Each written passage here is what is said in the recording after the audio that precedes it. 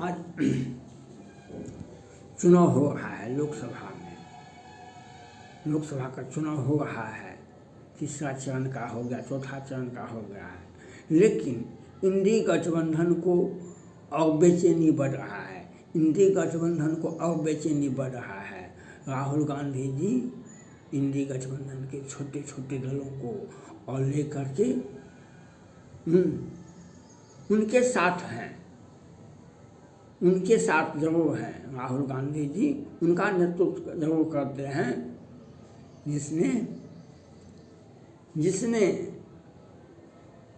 सोमनाथ मंदिर पर हमला किया था उनका नेतृत्व कर रहे हैं, जिसने सोमनाथ मंदिर पर हमला किया था उनका नेतृत्व कर रहे हैं। जो अयोध्या में राम का मंदिर को तोड़ करके मस्जिद बनाया था उनका नेतृत्व कर रहे हैं। और मथुरा में कृष्ण भगवान का मंदिर को जाके देखें, मुलायम सिंह यादव, अखिलेश सिंह यादव दोनों उत्तर प्रदेश के मुख्यमंत्री रहे थे, लेकिन कृष्ण भगवान का कृष्ण भगवान का स्थल पर जाइए, मथुरा, वृंदावन, काशी, वहाँ में जाके देखिए क्या हालत है।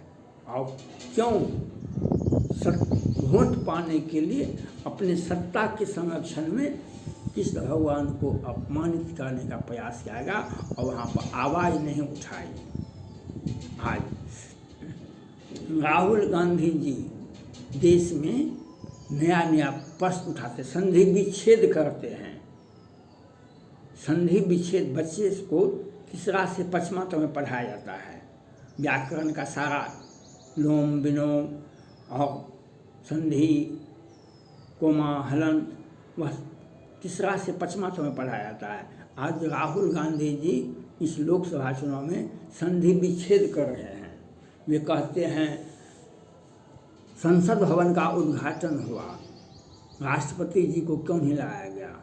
वे क्योंकि आदिवासी थे। राम मंदिर का उद्घाटन हुआ, राष्ट्रपति को क्यों नहीं लाया गया? क्योंकि वे आदिवासी थे।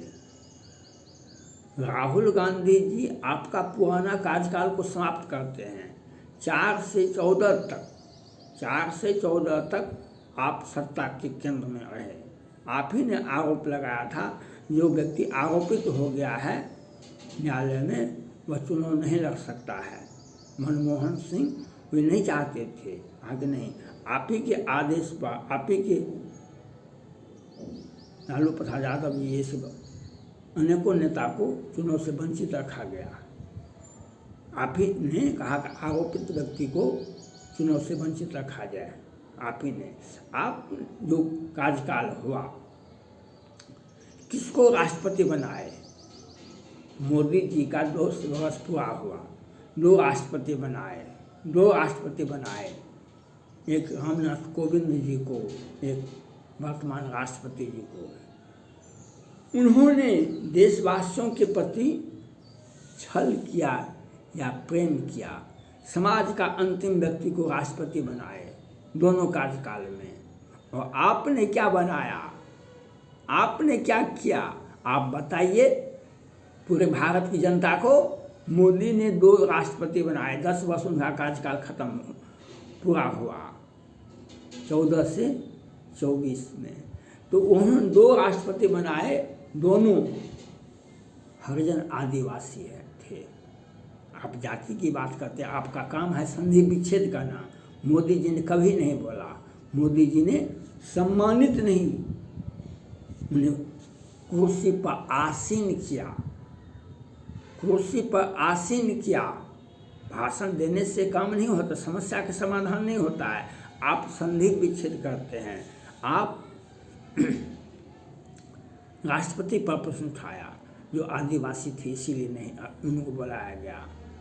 आप राम पर प्रश्न उठाते हैं, प्रियंका गांधी जी राम पर आते हुए भगवान को बेच रहे हैं। इंडी गठबंधन के सारे नेता कहते हैं हम भगवान को बेच रहे हैं, भाजपाई भगवान को जरूर बेच रहे हैं, भगवान के नाम पर जरूर चुनाव लड़ते हैं। आपने भगवान को भी सौदा कर लिया, इंडी गठबंधन के सारे नेता भगवान को भी सौदा कर लिया। अखिलेश सिंह यादव जी, मुलायम सिंह यादव जी उत्तर प्रदेश के मुख्यमंत्री थे। जब गत विधानसभा का चुनाव हो रहा था तो अखिलेश सिंह यादव जी बोले कि हमारे सपने में 2-2 बार आते हैं कृष्ण भगवान, और कहे इस बार के चुनाव में तुम ही मुख्यमंत्री बनेगा, इस बार के चुनाव में तुम ही मुख्यमंत्री बनेगा। और पिता पुत्र दोनों मुख्यमंत्री थे। आज ब्रज में जाके देखिए, आज मथुरा में देखिए, आज कृष्ण भगवान के जन्म स्थल पर जाके देखिए, उनके चारों कात से उनको कृष्ण भगवान को सांस लेने से रोका गया है। कृष्ण भगवान को आगे मंदिर के आगे मस्जिद बना है, किसके प्रोटेक्शन पर, किसके प्रोटेक्शन पर? आपने तो राम का भी सौदा किया, आपने तो कृष्ण का सौदा किया ही, आपने कृष्ण का सौदा तो किया है, कृष्ण मंदिर का सौदा किया है, और आपने तो राम का भी सौदा किया है, आप तो राम का भी सौदा किया है। मोदी का अपराध, हिंदुओं का अपराध यह अवश्य है जो हमने राम को स्थापित किया, राम को आसन ग्रहण करने के लिए बाध्य किया। कहा कि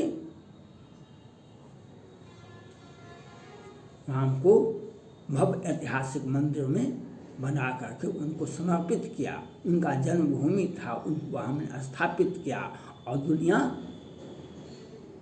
लाख लाख वहाँ पहुँच करके उनको पूजा किया। और आप तो सरयुग नदी से बैर करते हैं, राम से तो बैर होना स्वाभाविक है। जो सरयुग नदी में स्नान नहीं किया, जो सरयुग नदी का जल नहीं पिया, वह राम के पास क्यों जाएगा? आओ, आपके इंडी गठबंधन के सारे नेता रामायण का भी विरोध करते, रामायण की भी व्याख्या करते हैं, और राम पर करते हैं जो हज हाउस अच्छा था राम के मंदिर से। किसी को कहते हैं कि फैक्ट्रियाँ खोलना चाहिए, हॉस्पिटल खोलना चाहिए। अरे बीमार है तो जाइए ना, हॉस्पिटल में जाना ही पड़ेगा, आपको हॉस्पिटल जाना ही पड़ेगा। आपके 100 में 90 बच्चे आपके हैं, स्कूल कॉलेज में कहाँ से जगह मिलता है? स्कूल कॉलेज में जगह कहाँ मिलेगा? क्योंकि आतंकवाद को बढ़ाना देना आप लोगों का कर्तव्य है, आप लोगों का कर्तव्य है, और आप अपने बच्चे को स्कूल भेजिए। बहुत सारे स्कूल में जगह खाली है, लेकिन आप भेजेंगे नहीं। और घंटियाँ बजाना जिनके सौभाग्य में होता है वह घंटियाँ बजाता है। और राम के शरण में जाने से क्या होता है, राम के शरण में जाने से क्या होता है, ये मैं आपको राहुल जी, इंडी गठबंधन देश और दुनिया को मैं समझा देता हूँ। राम का विरोध किया, सीता का अपहरण किया, रावण का सर्वनाश हुआ, विभीषण जी सत्ता से प्रताड़ित थे, ये राम के शरण में गए। रावण